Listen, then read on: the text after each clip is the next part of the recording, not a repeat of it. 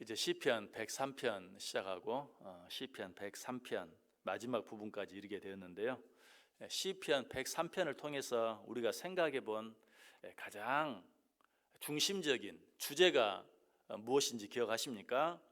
그것은 우리는 하나님을 송축해야 한다.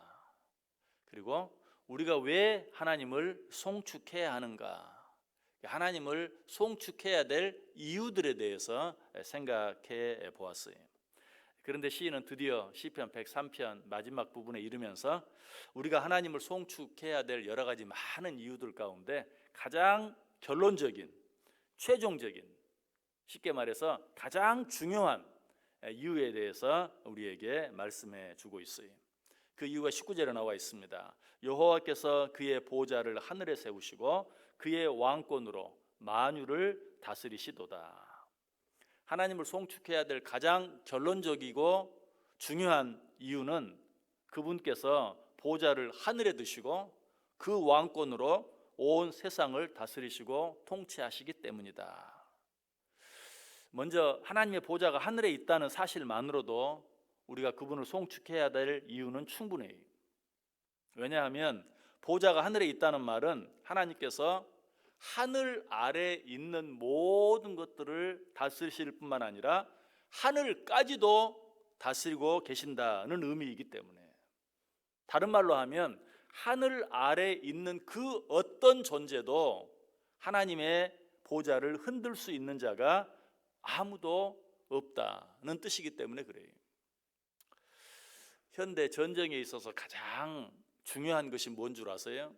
누가 제공권을 장악하느냐, 누가 하늘을 장악하느냐, 누가 먼저 하늘을 장악하느냐에 따라서 그 전쟁의 승패가 갈라지는 것이. 현대 여러 가지 많은 전쟁들을 보면 이 제공권을 먼저 장악하는 나라가 항상 그 전쟁에서 승리하는 것을 보게 돼요. 이 사실을 호세아서 2장 21절 22절에서도 잘 이야기해요. 여호와께서 이르시되 그날에 내가 응답하리라. 나는 하늘에 응답하고 하늘은 땅에 응답하고 땅은 곡식과 포도주와 기름에 응답하고 또 이것들은 이스라엘에 응답하리라. 좀 복잡하게 들리죠? 무슨 말씀일까요? 하나님의 통치권이 하늘에 미치면 그 영향력은 다시 땅에 영향을 미치게 돼요. 땅에 있는 모든 존재들, 즉 땅 아래에 있는 모든 만물이 그 영향을 받지 않을 수 없게 된다라는 것이. 마치 어떤 나라가 제공권, 하늘을 장악하면 그 아래에 있는 모든 것까지도 그 영향 아래 놓이게 된다. 그렇다면 하나님께서 보좌를 하늘에 두시고 그 왕권으로 세상을 다스린다라는 의미는 뭐예요? 하나님께서 하늘 아래에 있는 모든 것들에 영향을 미치고 그 영향을 받지 않는 존재가 이 세상에 아무도 없다. 여러분, 이 말씀처럼 귀한 말씀은 없어요. 왜? 정말 하나님께서 만유를 다스리시고 통치하시기만 하시면 이 세상에 문제될 것이 아무것도 없기 때문에 그래요. 만유를 다스리시고 통치하시는 하나님께서 그 만유 가운데 하나인 나 한 사람, 내 인생을 통치하시고 다스리신다는 사실은 너무나 당연하기 때문에, 의심할 이유가 없기 때문에, 하늘의 보좌를 세우시고 만유를 다스리시는 하나님의 통치는 우주적인 통치, 그래서 시간과 공간 그리고 그 어떤 대상의 제한도 받지 않아요. 먼저 하나님의 통치는 어떤 시대 또 어떤 시간의 제한이 전혀 없어요. 다시 말해서 하나님께서는 시도 때도 없이 우리를 도우신다는 말이에요. 그 사실이 시편 121편 3절 4절에 잘 나타나 있죠. 여호와께서 너를 실족하지 아니하게 하시며 너를 지키시는 이가 졸지 아니하시리로다. 이스라엘을 지키시는 이는 졸지도 아니하시고 주무시지도 아니하시리로다. 하나님의 다스리심은 시도 때도 없이 밤낮 가리지 아니하고 언제든지 우리에게 미친다. 우리를 다스려 주신다. 우리를 통치해 주신다.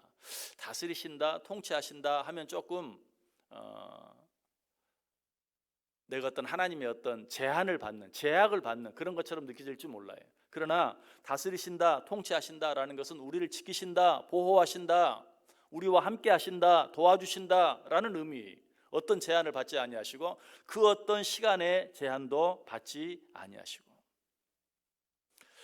출애굽기 3장 14절에 보면 하나님을 자신을 뭐라고 표현합니까? 하나님은 자신을 스스로 있는 자라고 표현하고 있어요. 거기서 스스로 있는 자라는 의미가 뭘까요? 시작도 없고 끝도 없는 분이라는 뜻이, 다시 말해서 영원하다는 뜻이.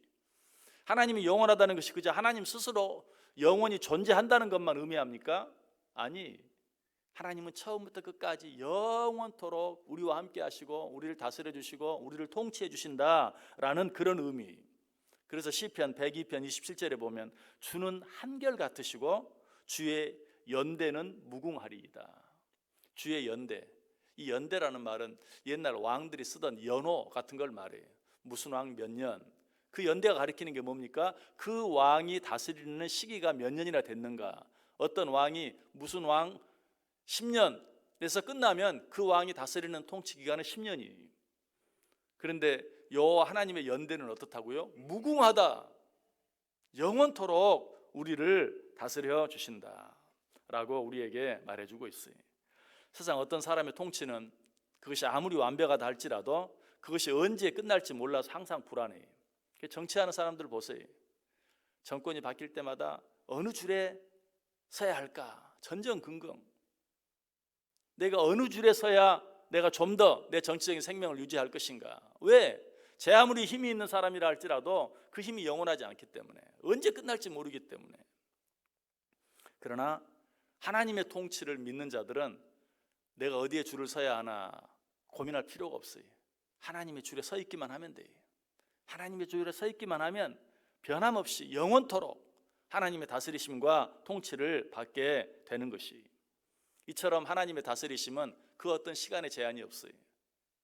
뿐만 아니라 하나님의 통치는 공간의 제한도 받지 않아요.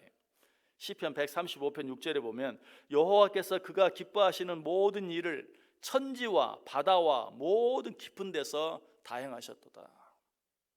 하늘, 땅, 바다, 아니 바닷속 깊은 곳까지도 하나님께서 다 다스리신다. 시편 139편 9절 10절도 애굽이여 여호와께서 내게 행한 표적들과 징조들을 바로와 그의 모든 신하들에게 보내셨도다. 그가 많은 나라를 치시고 강한 왕들을 죽이셨나니. 세상에 있는 수많은 나라들을 누가 다스리신다? 하나님이 다스리신다. 세상에 있는 수많은 왕들을 누가 통치하신다? 하나님이 통치하신다. 이처럼 하나님의 통치는 시간의 제한을 받지 않을 뿐만 아니라 공간의 제한도 받지 않아요.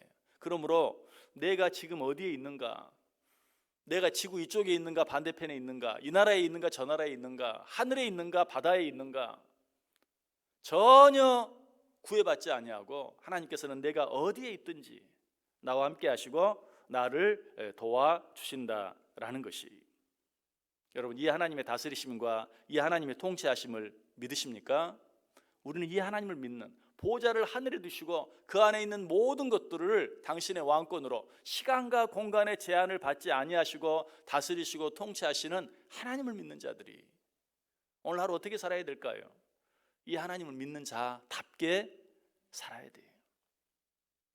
눈앞에 보이는 어떤 것 때문에 전전긍긍하면서 조급해하고 또 때로는 성내고 불안해하고 의심하고 미워하고 살아가는 것이 아니라 보좌를 하늘에 두시고 그 아래에 있는 모든 만유를 시공을 초월하여 다스려 주시고 통치해 주시고 도와주시고 함께해 주시는 하나님을 믿는 자처럼 여유를 가지고 기뻐하면서 감사하면서 찬송하면서 무엇보다도 사랑하면서 살아갈 수 있어야 된다. 오늘 하루 저와 여러분의 삶이 정말 하나님을 믿는 자들답게, 이 하나님을 믿는 자들답게 살아가는 복된 하루 꼭 되실 수 있기를 주님의 이름으로 간절히 축원합니다.